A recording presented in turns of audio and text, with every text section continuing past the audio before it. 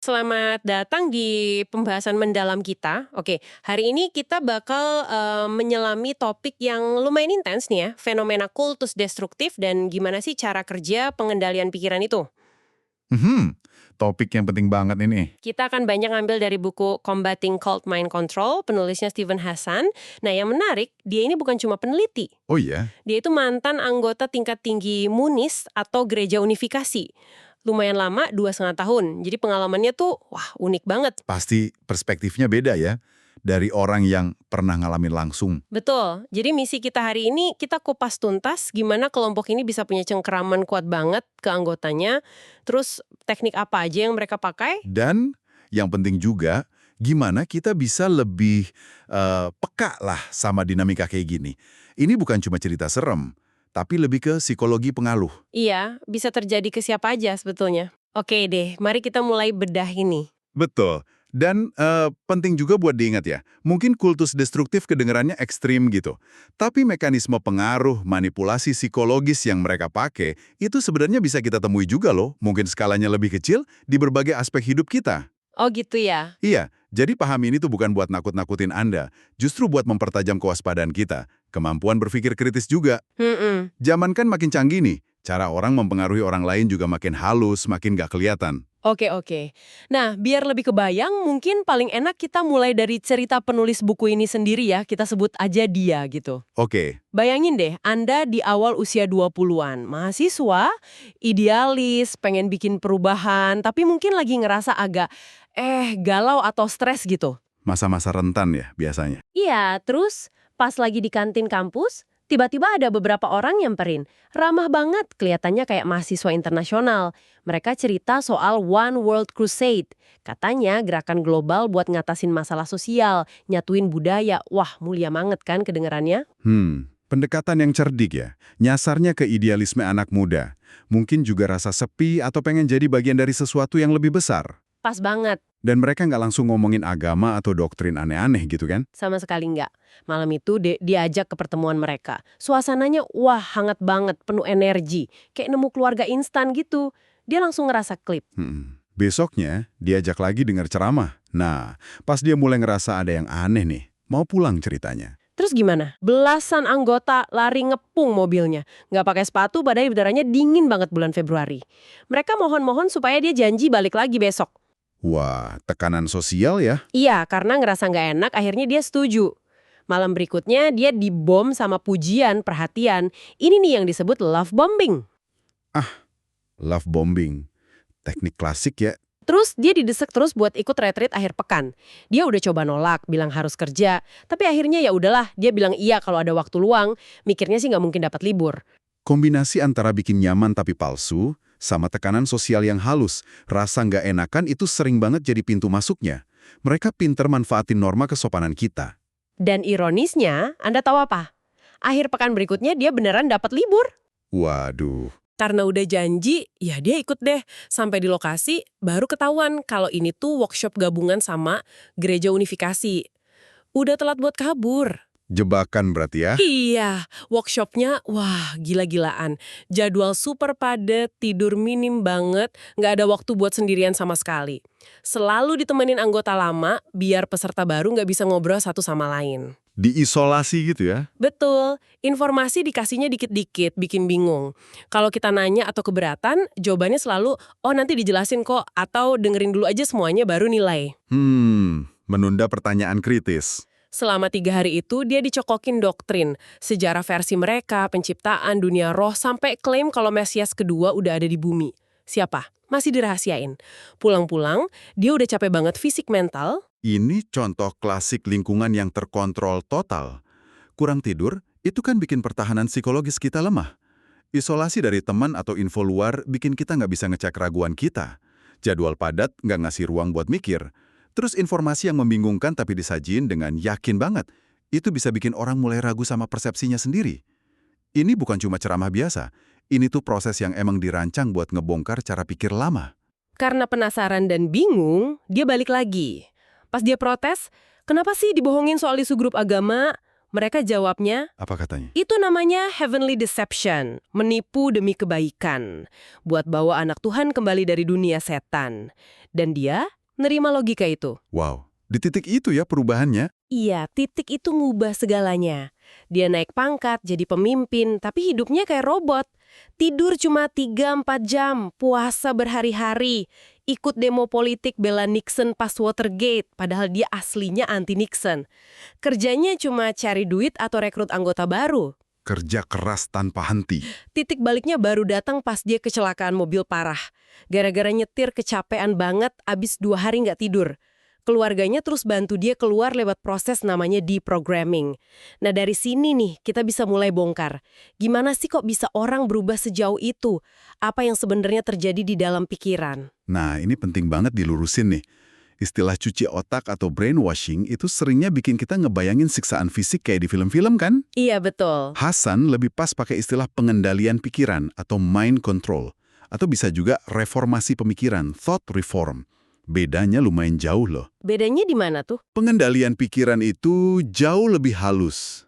Seringnya dilakuin sama orang yang kita anggap teman atau mentor yang karismatik. Nggak ada paksaan fisik langsung, tapi korbannya itu pelan-pelan, tanpa sadar, malah bekerja sama dalam prosesnya. Hasan membaginya jadi 4 komponen utama yang saling ngunci. Pengendalian perilaku. Apa yang kita lakuin? Betul. Terus, pengendalian informasi. Apa yang kita tahu? Pengendalian pikiran. Cara kita mikir. Dan pengendalian emosi. Perasaan kita. Nah, cerita tadi itu nyentuh semua aspek ini. Intinya, ini bukan satu trik sulap doang, tapi serangan yang sistematis ke berbagai aspek kemanusiaan kita. Makanya susah banget dilawan dari dalam. Oke. Coba kita perdalam soal rekrutmennya deh. Tadi kan disebut nyasar idealisme ya, tapi kayaknya ada pola lain juga ya? Bener banget, mereka itu pinter banget ngelihat kerentanan orang. Misalnya, orang yang lagi stres berat, baru pindah kota, baru putus cinta, lagi berduka. Atau bahkan lagi transisi hidup biasa aja, kayak baru lulus kuliah gitu. Momen-momen kayak gini kan seringnya bikin pertahanan psikologis kita agak turun ya. Jadi lebih kebuka sama solusi atau komunitas baru. Oh, masuk akal. Terus mereka juga sering pakai kelompok samaran, front groups. Kayak CARP di kampus tadi, kelihatannya organisasi mahasiswa biasa. Padahal sebenarnya kepanjangan tangan Munis. Tujuannya ya biar orang tertarik dulu tanpa langsung ngungkapin identitas asli kelompoknya. Biar nggak curiga duluan ya. Dan pendekatannya bisa beda-beda juga kan, tergantung targetnya. Di buku itu disebut ada semacam pemetaan kepribadian gitu ya. Iya. Hasan jelasin gimana mereka secara nggak formal gitu. Coba ngebaca targetnya. Oh, ini orang tipe pemikir. Ya dideketin pakai argumen logis, data, atau kesan intelektual. Tentunya logikanya udah dipelintir ya. Oke. Kalau targetnya tipe perasa, ya dikasih perhatian emosional, love bombing tadi, cerita-cerita yang nyentuh. Tipe pelaku, nah dia ajak ikut aksi sosial, proyek nyata. Kalau tipe orang percaya, ya dikasih pengalaman spiritual, diajak doa bareng, dikasih tanda-tanda. Wah, disesuaiin banget ya. Ini bukan ilmu pasti sih, tapi upaya buat nyocokin umpan sama ikan yang ditarget. Dan yang penting banget, aliran informasinya selalu nggak seimbang. Mereka gali info sebanyak mungkin soal Anda, tapi mereka sendiri tertutup banget soal diri mereka dan kelompoknya. Dengar ini jadi kepikiran ya, mungkin bisa jadi pengingat juga buat kita semua. Pernah nggak Anda ngerasa dideketin orang yang kok kayaknya intens banget, cepet banget akrab, nanya-nanya detail hidup Anda, tapi dianya sendiri samar banget soal dirinya atau agendanya? Bisa jadi lampu kuning kecil tuh. Ya tentu nggak semua pendekatan intens itu manipulatif ya, tapi sadar sama pola ini penting. Nah, begitu seseorang mulai terkait, teknik pengendaliannya jadi lebih sistematis. Salah satu yang paling kuat itu namanya indoktrinasi fobia. Indoktrinasi fobia? Maksudnya gimana tuh? Ini bukan sekedar nakut-nakutin biasa. Ini tuh nanemin ketakutan yang irasional, yang dalam banget, terhadap tindakan ninggalin kelompok. Atau bahkan terhadap keraguan itu sendiri. Contohnya fobia apa tuh yang ditanemin? Macam-macam. Anggota bisa dibilangin kalau mereka pergi, nanti diculik, terus disiksa sama deprogrammer jahat, yang sering digambarin kayak agen setan gitu. Waduh. Atau katanya bakal kena penyakit aneh, kecelakaan fatal, jadi gila, atau bahkan tindakan mereka keluar itu bakal bikin bencana buat dunia atau orang yang mereka sayang. Serem banget ya. Di kasus Munis, kayak yang Anda sebut tadi, Mereka sampai nyuruh anggota nonton film The Exorcist, biar ketanam rasa takut kerasukan setan kalau berani mikir buat pergi. Fobia ini jadi kayak tembok penjara tak terlihat gitu, yang ngikat anggota. Gila ya, selain nanemin rasa takut buat keluar, ada juga teknik buat matiin pikiran kritis pas masih di dalam kan? Yang namanya thought stopping itu. Betul banget. Penghentian pikiran atau thought stopping ini mekanisme pertahanan psikologis yang diajarin secara sengaja sama kelompok. Tujuannya, biar otomatis ngebok kalau ada keraguan atau pikiran negatif soal kelompok, pemimpin, atau doktrinnya. Caranya gimana tuh ngebloknya? Bisa macam-macam, ngulang-ulang doa atau mantra secara mekanis, nyanyi lagu kelompok kenceng-kenceng, meditasi yang ngosongin pikiran, atau berbahasa roh. Jadi tiap kali ada bisikan ragu muncul, misalnya, kok pemimpin hidupnya mewah, kita susah gini ya? Langsung di-switch gitu ya? Iya, anggota secara refleks langsung nyalain ritual thought stopping ini. Akibatnya, pikiran kritisnya nggak pernah sempat diproses. Lama-lama ini jadi kayak kecanduan. Ritual itu ngasih rasa nyaman sesaat dari konflik batinnya. Wah, mekanisme yang kuat banget ya. Jadi kayak punya tombol off buat keraguan. Dan ini makin parah karena ada pembatasan informasi juga kan? Tepat. Pengendalian informasi ini melengkapi dua teknik tadi. Akses ke info luar, apalagi yang kritis ke kelompok, itu dibatasin banget. Atau kalaupun dapet, langsung didiskreditkan habis-habisan. Dianggap propaganda setan lah, berita bohong lah. Bahkan info di dalam kelompok aja seringnya berlapis-lapis. Ada doktrin luar yang aman buat konsumsi publik sama anggota baru. Misalnya Munis kelihatan pro-demokrasi, pro-keluarga. Yang kelihatan bagusnya aja ya? Iya, tapi ada doktrin dalam yang lebih radikal, lebih kontroversial. Kayak Amerika harus tunduk sama Korea, demokrasi itu jelek, keluarga asli harus dijauhi kalau kritis. Nah ini baru diungkap pelan-pelan ke anggota inti yang dianggap siap. Ini bikin semacam realitas ganda gitu, bikin anggota susah lihat gambaran utuhnya. Oke, kita udah bahas rekrutmen sama teknik kontrolnya yang gila-gilaan tadi. Tapi begitu udah masuk, apa sih yang bener-bener mereka alamin sehari-hari? Apa sesuai sama janji manis di awal soal bahagia dan komunitas? Pengalaman Hasan sama banyak mantan anggota lain sih ngelukisin gambaran yang jauh beda ya. Realitasnya seringkali itu kerja keras luar biasa. Bisa 15-18 jam sehari. Entah itu ngumpulin dana di jalan, rekrut anggota baru, atau kerja di bisnis punya kelompok. Wow, 18 jam? Iya, pengorbanan pribadi dituntut terus. Sementara kebutuhan dasar kayak istirahat cukup, makan bergizi, atau perawatan medis, itu sering banget diabaikan. Ada cerita anggota sakit parah tapi nggak boleh ke dokter. Atau bahkan dibuang gitu aja, pas udah dianggap nggak produktif lagi. Ya ampun. Kebahagiaan yang ada pun seringnya cuma euforia kelompok yang dipaksain gitu, bukan kepuasan batin yang asli. Dan dampaknya ke anak-anak yang tumbuh di lingkungan kayak gitu pasti lebih parah lagi ya? Oh, itu rentan banget. Anak-anak bisa kena penelantaran emosional atau fisik karena orang tuanya terlalu sibuk sama tugas kelompok. Pendidikannya mungkin di bawah standar atau isinya cuma doktrin kelompok aja. Loyalitasnya juga dipaksa ya? Iya, loyalitasnya dipaksa ke pemimpin atau kelompok. Seringnya ngorbanin ikatan alami sama orang tua.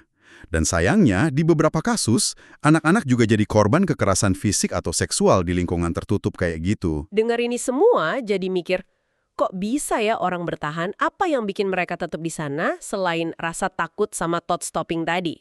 Nah, disinilah konsep identitas ganda, dual identity, yang dijelasin Hasan jadi relevan banget. Dia bilang, pas seseorang masuk kultus, identitas aslinya, kita sebut aja Ani yang dulu, itu nggak hilang gitu aja. Oh, nggak hilang? Nggak, identitas ini ditekan, dibungkam, dibikin nggak relevan sama kelompok. Yang muncul dan dominan itu identitas baru yang dibentuk kelompok Ani versi kultus. Identitas kultus inilah yang ngikutin cara bicara, mikir, merasa, dan bertindak sesuai aturan kelompok. Jadi ada dua Ani di dalam satu orang? Bisa dibilang gitu. Yang menarik, orang bisa pindah-pindah antara dua identitas ini. Mungkin pas ketemu keluarga, Ani yang dulu nongol dikit, bikin keluarganya bingung. Tapi begitu balik ke lingkungan kelompok, Ani versi kultus ngambil alih lagi. Jadi identitas asli itu masih ada di suatu tempat ya? Masih hidup? Masih ada. Dan ini krusial banget. Identitas asli inilah, meskipun keteken, yang diam-diam mungkin masih nyimpan rekaman keraguan, pengalaman negatif, rasa sakit, inkonsistensi di dalam kelompok. Dia nyimpan memori soal hidup sebelum kultus, soal nilai-nilai lama, Dan justru percikan dari identitas asli inilah yang sering jadi kunci buat seseorang akhirnya bisa mempertanyakan kondisinya dan cari jalan keluar. Dia nggak mati, cuma kayak tertidur atau terkurung aja di bawah dominasi identitas kultus. Kok mungkin jalan keluar nih, biasanya gimana sih orang bisa lepas dari kelompok kayak gini? Apa aja kemungkinannya? Buku ini nyebutin beberapa jalur utama. Ada yang walkouts, ini mereka yang mutusin pergi sendiri. Biasanya sih di fase awal, sebelum doktrinnya terlalu dalam. Atau karena ada konflik internal yang bikin dia sadar. Oke. Terus ada kicked outs, ini yang dikeluarin sama kelompok karena dianggap udah nggak guna lagi. Mungkin karena sakit, kebanyakan nanya, atau dianggap terbakar habis, burn out gitu. Dikeluarkan ya? Kasian juga. Iya. Dan yang ketiga ada counseled outs. Ini yang berhasil keluar karena dibantu intervensi dari luar. Biasanya lewat proses konseling khusus. Nah, Hasan sendiri kan terkenal sama pendekatan konselingnya yang spesifik ya. Beda sama di programming paksa yang mungkin kita sering lihat di film. Betul sekali. Hasan ini mempelopori yang namanya konseling keluar non-koersif. Non-coercive exit counseling. Ini pendekatan etis yang beda banget sama di programming paksa. Yang itu kan seringnya pakai nyulik, tekanan psikologis berat, yang bisa jadi malah bikin trauma baru. Kalau pendekatan Hasan gimana? Lebih manusiawi gitu ya? Jauh lebih manusiawi. Tujuannya justru memberdayakan individunya buat mikir sendiri. Fokusnya itu ngebangun lagi hubungan baik report sama orang itu. Seringnya ngelibatin keluarga atau teman yang peduli. Terus cara kerjanya gimana tuh pendekatan non-koersif ini? Tujuannya kan bukan maksa dia keluar atau ganti satu keyakinan dengan keyakinan lain, tapi ngebantu dia ngakses lagi kemampuan berpikir kritisnya sendiri. Caranya macam-macam. Misalnya, Coba nyentuh lagi identitas prakultus tadi. Oh, identitas asli yang tertidur itu ya? iya, terus ngasih informasi soal dinamika kelompok dan teknik pengendalian pikiran secara hati-hati, biar nggak langsung memicu thought stopping tadi. Bantu mereka lihat realitas dari banyak sudut pandang. Dan yang penting banget, bantu mereka bongkar dan atasi fobia-fobia yang udah ditanam kelompok soal dunia luar atau proses keluar itu sendiri. Ini proses yang butuh sabar dan empati banget. Kedengarannya emang jauh lebih baik ya. Tapi kalau udah berhasil keluar dari kelompok itu, apakah masalahnya selesai? Udah beres gitu aja? Sayangnya, enggak juga. Keluar itu seringnya baru awal dari perjalanan pemulihan yang panjang dan kompleks. Mantan anggota itu ngadepin banyak tantangan. Salah satu fenomena unik yang sering dialamin itu namanya floating. Floating. Terapung gitu maksudnya? Iya, kayak terapung. Jadi kondisi di mana tiba-tiba, tanpa disadari, mereka kayak balik lagi ke pola pikir, perasaan, atau bahkan sensasi fisik pas masih di dalam kultus. Wah, menarik banget itu fenomena floating. Itu artinya bagian identitas kultus nggak pernah benar-benar hilang, atau lebih kayak luka psikologis yang bisa kepicu lagi? Lebih ke yang kedua kayaknya. Semacam respons terkondisi yang udah ketanam kuat banget. Pemicunya bisa apa aja.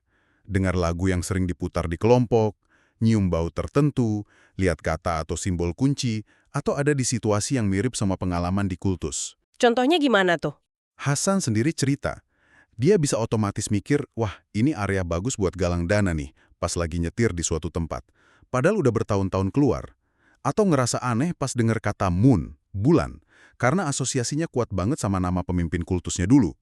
Ini bisa bikin bingung dan takut banget buat mantan anggota. Selain floating, apalagi tantangan pemulihan yang umum mereka hadapi? Banyak yang ngalamin kesulitan luar biasa buat ngambil keputusan. Bahkan keputusan simpel aja susah, karena udah terbiasa semuanya diatur. Perasaan bersalah sama malu atas apa yang pernah dilakuin pas di kultus, misalnya nipu orang lain biar gabung, itu bisa menghantui banget. Terus juga marah karena ngerasa dibohongin dan dimanfaatin. Pasti berat ya prosesnya. Banget. Bangun lagi rasa percaya sama diri sendiri dan sama orang lain itu juga proses yang butuh waktu lama. Makanya dukungan itu penting banget. Dari keluarga, teman, jaringan sesama mantan anggota kayak organisasi fokus yang didiriin Hasan, atau terapis profesional yang ngerti seluk-beluk dinamika kultus dan trauma pasca kultus. Pemulihan itu beneran kayak lari maraton, bukan lari cepat. Jadi jelas banget ya dari obrolan kita ini, pengendalian pikiran itu bukan fiksi, itu nyata. Cara kerjanya halus tapi sistematis. Nyasarnya ke perilaku kita, informasi yang kita dapat, cara kita mikir, sama emosi kita. Rekrutmennya pun seringkali manipulatif, memanfaatkan momen-momen rentan kita. Dan saya rasa pesan kunci dari pengalaman Hasan dan risetnya, ya ini, siapapun, Kalau kondisinya pas, bisa terpengaruh.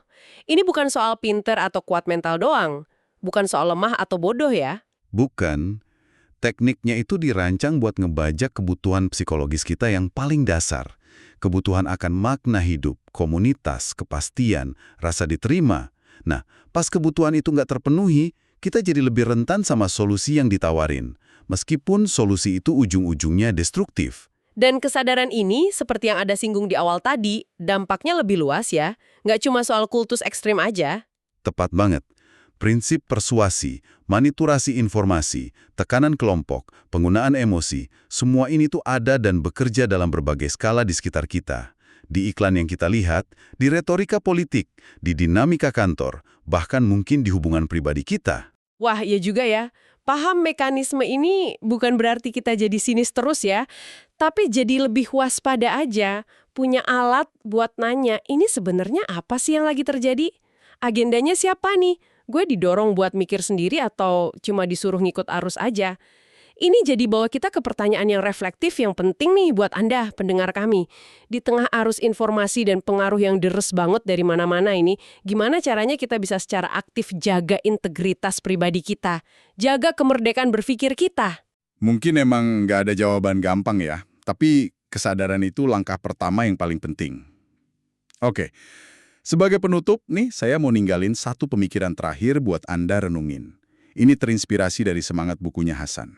Ketika kita berhadapan sama sebuah kelompok, gerakan, ideologi, atau bahkan figur otoritas, mungkin pertanyaan krusialnya bukan cuma apakah ajaran atau klaim mereka benar.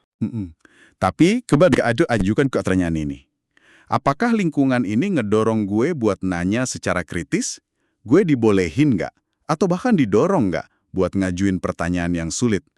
Keraguan sama ketidaksetujuan itu dihargai nggak sebagai bagian dari proses mikir? Penting banget itu. Dan yang paling penting, apakah kebebasan fundamental gue buat milih, termasuk milih buat nggak setuju atau milih buat pergi, itu dihormati sepenuhnya? Terima kasih banyak sudah menyimak pembahasan mendalam kita kali ini.